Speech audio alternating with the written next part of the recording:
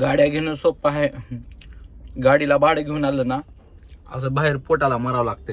हे बघा वटाणे काय भेटलं नाही, वटाणे खाऊन जिंदगी घालावं लागते.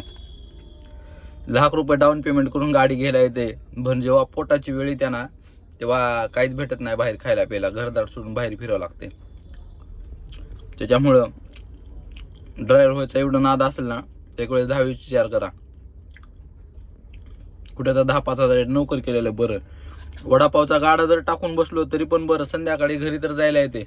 हे काय आहे कुत्रे जिंदगी झाली. आंघोळ नको, पाणी नको, काही नको. वटाणे खाऊन दिवस काढावा लागलाय. वटाणे थांबला वगैरे तर काहीच नाही. नाश्त्याला एक दुकान नाही. मुंबई सिटीमध्ये आहे. मुंबई सिटीत ह्या लक्ष्मी शपथ येडामाय का येडामाय शपथ 1 तास झालं चलत फिरला. पोलीसवाले सिग्नलला गाडी अडवल्यात म्हणून चलत फिरला. वडापाव सुद्धा भेटाय नाही खायला. वडापाव सुद्धा आता बळबळ एखादा घेऊ. वटाणे भेटले आणि जिलबी भेटली, तिखट लागल, पाण्याची बाटल बी नाही. लय अवघड आहे बरं का. गाडी घेताना 10 वेळेस विचार करा. लोकांचं ऐकून लाख रुपये होत्यात, महिन्याला 2 लाख होत्यात, असं विचार करून फसणू का. आयुष्यामध्ये संघर्ष माणसाला लय करावं लागतंय. हे ऐकलंय, पण खिशातले पैसे घालून गाड्या घेऊन लोकांचं ऐकून धंद्यामध्ये उतरून जे खरा ड्रायव्हर माणूस आहे ना ती फक्त त्यालाच गोष्टी कळू शकतात. बाकी दुसरे काय म्हणतात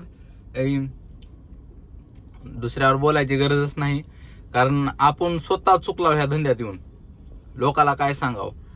नाही गाडी धंदा तसा हाय ठीक, पण काय करायचं, लोक रेट तुडून पडाल्यात. खायला प्यायला पैसे नको. मला काय म्हणायचं, मी बी जाऊन खाऊ शकलो असतो कुठल्या तर चांगल्या हॉटेलमध्ये. इथं आहेत भारी हॉटेल, जाऊन खाऊ शकलो असतो. मला सांगा 1800 रुपयाची बुकिंग घेऊन आला मुंबईला. 1800ची 700-800 रुपयाची CNG गेली ट्रॅफिकमध्ये. आणि काय उरलं सांगा तुम्ही, 1000 रुपये. 1000 रुपयामध्ये काल रविवार होता.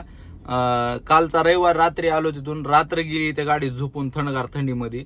आता दिवसाचे किती 10-11 वाजल्यात. 11 वाजल्यात आता सध्या.